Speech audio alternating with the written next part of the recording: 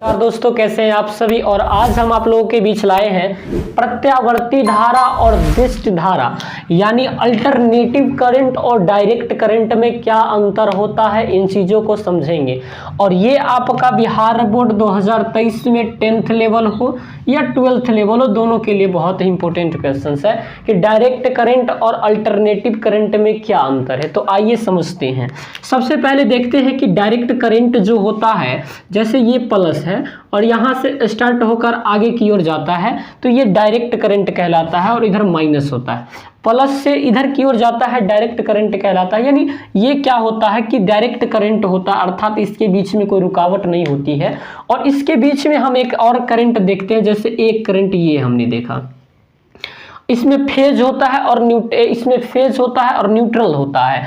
इसमें क्या होता है प्लस माइनस, और इसमें फेज और न्यूट्रल होता है। इसमें हमने क्या देखा कि करंट जो है कभी हाई हो रहा है, कभी लो हो रहा है, कभी हाई और कभी लो हो रहा है। और यहाँ पर एक चीज और बात है कि ये तो डायरेक्ट करंट हो गया, डीसी करंट हो गया, और ये अल्टरनेटिव करंट हो गया। अब सुनिएगा, डायरेक्ट करंट में क्या होता है कि प्लस जहां से स्टार्ट होती है उसको प्लस, और जिधर की ओर जा रही है उसको माइनस। अच्छा, इसकी जो दिशा होती है एक ही तरफ है, लेकिन इसकी दिशा देखिए, यहाँ पर इधर की तरफ है, यहाँ पर इधर की तरफ है, यहाँ पर इधर की तरफ है। तो इसकी जो दिशा होती है वो बदलती रहती है। क्या होती है? इसकी जो दिशा होती है वो बदलती रहती है।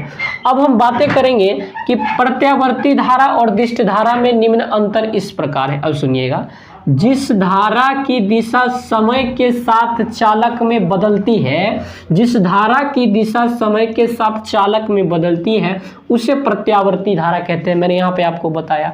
एवं जिसकी दिशा सदा एक ही बनी रहती है उसे दिष्ट धारा कहा जाता है। मैंने यहाँ बताया कि इसकी दिशा डायरेक्ट एक ही दिशा में बनी रहती है, तो ये दिष्ट धारा कहलाता है। अब सुनिएगा, जिसकी दिशा, जिस धारा की दिशा समय के साथ चालक में बदलती रहती है उससे प्रत्यावर्ती धारा कहते हैं, और जिसकी धारा एक ही दिशा में बनी रहती है उसे अल्टरनेटिव करंट कहते हैं।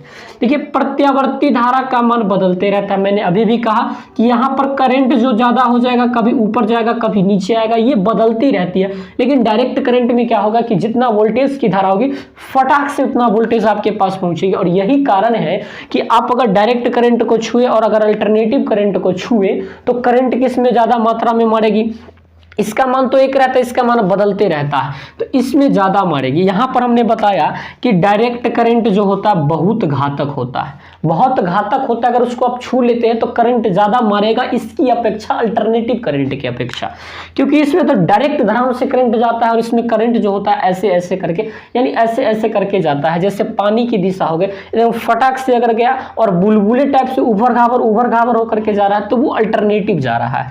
तो हमने क्या कहा कि डायरेक्ट करंट बहुत ही घातक होता है और अल्टरनेटिव करंट कम घातक होता है, इसमें कोई दिक्कत। डायरेक्ट करंट को बैटरी में स्टोर कर सकता है। डायरेक्ट करंट ये जो है इधर से इधर की तरफ करंट जा रही है तो इसको रोकना आसान हो सकता है, लेकिन इसको रोकना बड़ी मुश्किल हो सकती है। यहां रोकेंगे इधर से भाग जाएगी इधर, क्योंकि इसकी दिशा तो फिक्स्ड नहीं है, नहीं ना, इसकी दिशा फिक्स्ड नहीं है, इसलिए इसको रोकना बड़ी मुश्किल हो सकता है।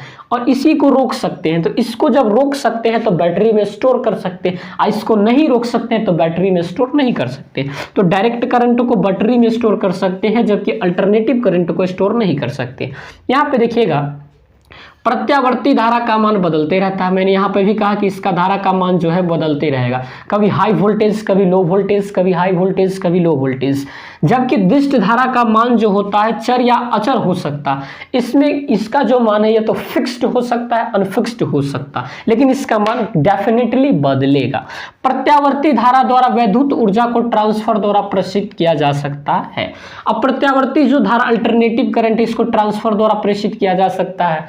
और यही कारण है कि हम लोग घर में जो मोटर लगाते हैं, टीवी लगाते हैं, यही कारण है जो चल पाता है। कभी करंट बढ़ाना पड़ता है, कभी करंट घटाना पड़ता है, अल्टरनेटिव करंट आता है तभी। लेकिन अगर डायरेक्ट करंट आता तो हो सकता है कि अगर इतना वोल्टेज में आ जाए कि टीवी की क्षमता से ज्यादा करंट उसमें प्रवाहित होने लगे तो टीवी जल भी सकता है। यही कारण है कि जो वैद्युत ऊर्जा जो होती है प्रत्यावर्ती धारा द्वारा वैद्युत ऊर्जा को ट्रांसफर द्वारा प्रेषित किया जा सकता है, लेकिन जबकि दिष्ट धारा डायरेक्ट करंट को वैद्युत ऊर्जा द्वारा ट्रांसफर से प्रेषित नहीं किया जा सकता है।